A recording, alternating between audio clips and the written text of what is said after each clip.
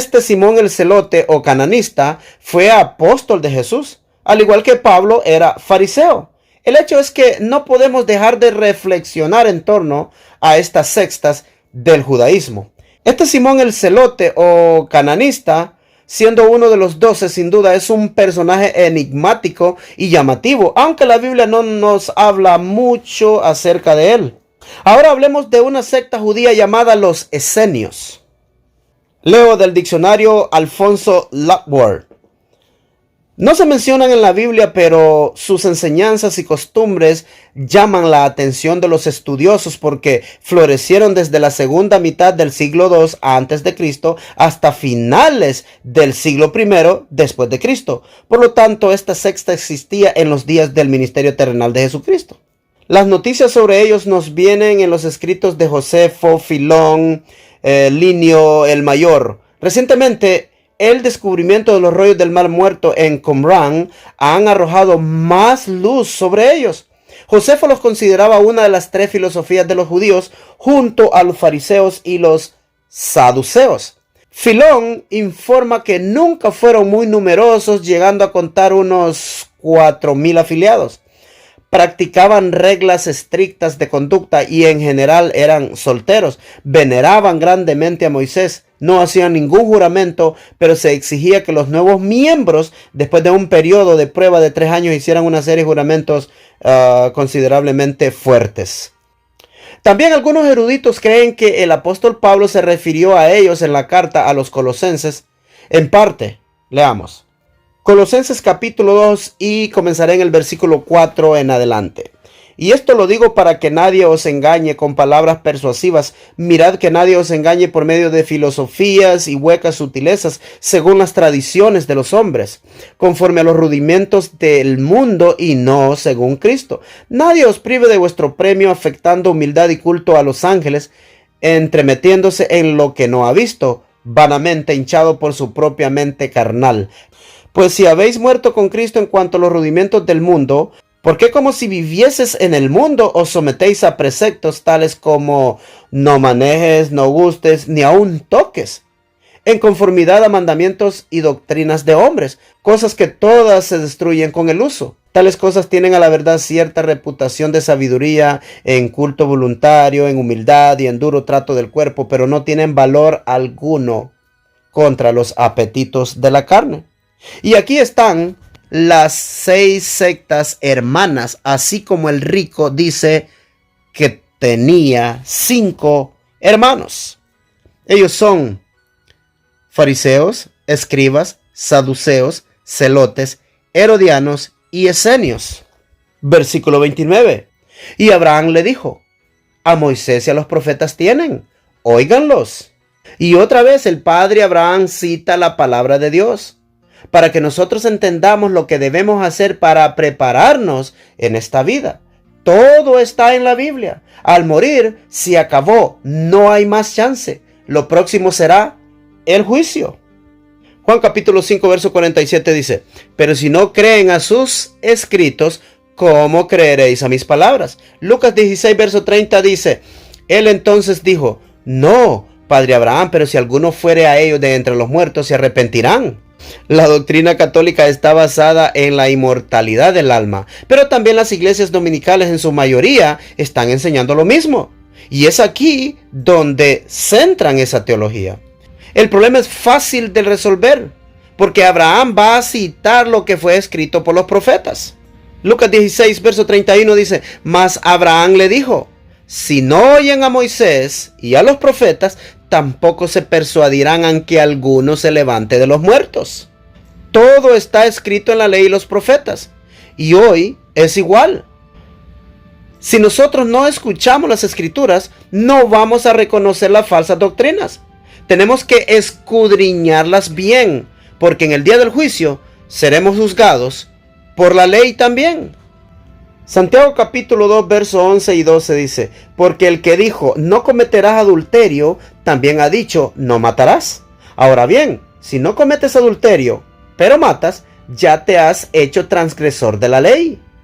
Así hablad y así haced, como los que habéis de ser juzgados por la ley de la libertad. Abraham le estaba mostrando la verdad bíblica al rico. El Cristo vino a engrandecer la ley de Dios. Y los líderes se oponían porque habían mezclado la verdad con la tradición y habían adoptado las creencias egipcias y griegas. Pero la escritura estaba en contra de ellos y los acusaba. ¿Hay quien os acusa? Moisés, en quien tenéis vuestra esperanza. Versículo 46. Porque si creyeses a Moisés, me creeríais a mí, porque de mí escribió él. Y para empacar esta enseñanza vamos a leer algunos eventos que sucedieron después que Jesús narró esta parábola. El Señor Jesucristo resucitó a un hombre llamado Lázaro, un amigo de él. Y los líderes judíos, en vez de creer en el Mesías, quisieron matar a Lázaro. Juan capítulo 12, verso 1 dice: 6 días antes de la Pascua vino Jesús a Betania, donde estaba Lázaro, el que había estado muerto y a quien había resucitado de los muertos. Pero los principales sacerdotes acordaron dar muerte también a Lázaro, porque a causa de él muchos de los judíos se apartaban y creían en Jesús. Y muchos creyeron en Jesús y oyeron la voz del buen pastor. Pero los líderes judíos no pudieron escuchar al Cristo. Y la razón ya nos la enseñó Jesús. Ellos no oyeron a Moisés y los profetas, o sea, los escritos del Antiguo Testamento. Y eso les impidió recibir la verdad. Al contrario de los pobres mendigos, los líderes judíos quisieron matar a Lázaro en vez de aceptar al Mesías príncipe. La mejor manera para entender la palabra de Dios es la siguiente. Isaías 28, verso 10 dice: porque mandamiento tras mandamiento, mandato sobre mandato, renglón tras renglón, línea sobre línea, un poquito aquí, otro poquito allá. Un poquito en Génesis, un poquito en Apocalipsis, un poquito en los profetas, un poquito en los escritos de los apóstoles, un poquito en el Antiguo Testamento, un poquito en el Nuevo Testamento. Las escrituras son la Biblia completa. Y eso es lo que hemos hecho en esta serie, escudriñar las escrituras. Todas las profecías mesiánicas tenían una advertencia para los que rechazaran al Mesías. Y Jesús repetidas veces citó a aquellos viejos profetas, que para los maestros no son importantes. Así rechazaron a Cristo los maestros de aquel tiempo.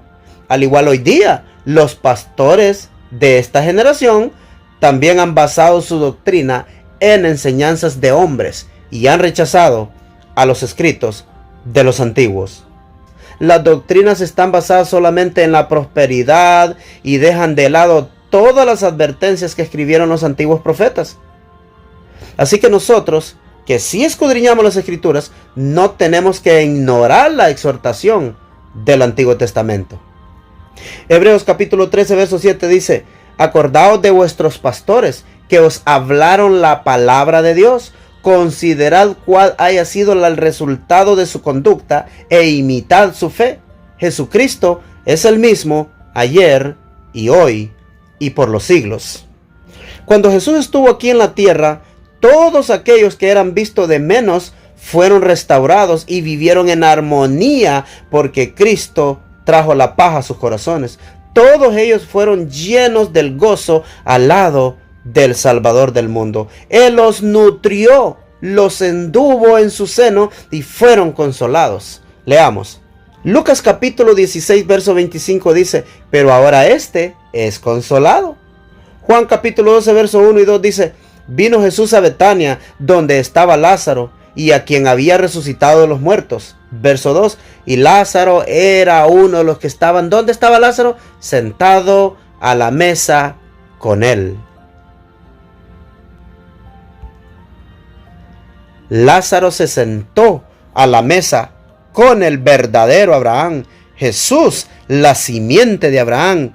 Y en la parábola, Abraham dijo: ahora este es consolado. Mis hermanos y amigos, esto es lo que dicen las escrituras. Lázaro se sentó en la mesa con Cristo y el pastor lo pastoreó en su seno. Así decía la profecía de Isaías. Pregunta: ¿pero cómo fue atormentado entonces el rico? Número 1. De todo lo que hagamos daremos cuenta. Segunda de Corintios capítulo 5 verso 10 dice: porque es menester que todos nosotros comparezcamos ante el tribunal de Cristo, para que cada uno reciba según lo que haya hecho mientras estaba en el cuerpo, ya sea bueno o malo. O sea que recibiremos de acuerdo a nuestras obras. Pregunta: ¿y cómo las recibiremos? ¿Las recibiremos en persona, estando vivos o estando muertos? Veamos qué dice la palabra de Dios. Por tanto, si tu ojo derecho te es ocasión de caer, sácalo y échalo de ti. Pues mejor te es que se pierda uno de tus miembros y no que todo tu cuerpo sea lanzado al infierno. En Mateo capítulo 22 verso 43 dice: por tanto os digo que el reino de Dios será quitado de vosotros y será dado a gente que produzca los frutos de él. Esta fue la sentencia que Jesús le hizo a los líderes del judaísmo. Cristo atormentó a esta generación con su predicación. Finalmente les mostraré que los líderes judíos sí entendieron que a ellos era a quien se refería Cristo con las parábolas. Mateo capítulo 21 verso 44 dice: y el que cayere sobre esta piedra será quebrantado, y sobre quien ella cayere le desmenuzará. Y oyendo sus parábolas, los principales sacerdotes y fariseos entendieron. ¿Qué cosa entendieron los líderes judíos? Dice aquí que hablaba de ellos. También en Lucas capítulo 11 verso 45 dice: y respondiendo uno de los doctores de la ley le dice: maestro, cuando dices esto, también nos afrentas a nosotros.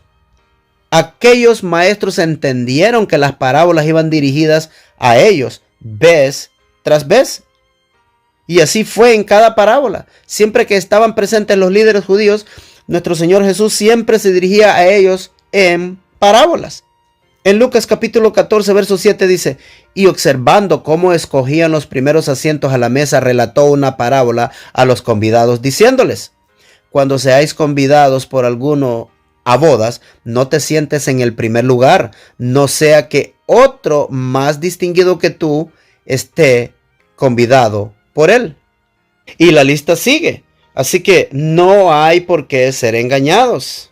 Lucas capítulo 13 verso 17 y verso 18 nos dice: y diciendo él estas cosas se avergonzaban todos sus adversarios, y todo el pueblo se regocijaba de todas las cosas gloriosas que eran hechas por él. Y dijo: ¿a qué es semejante el reino de Dios? ¿Y a qué lo compararé?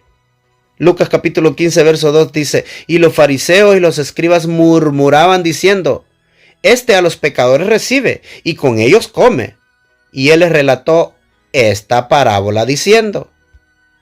Como ya vieron, Jesús siempre se refirió a los líderes judíos con parábolas. Cada vez que se enfrentó a ellos, relató parábolas.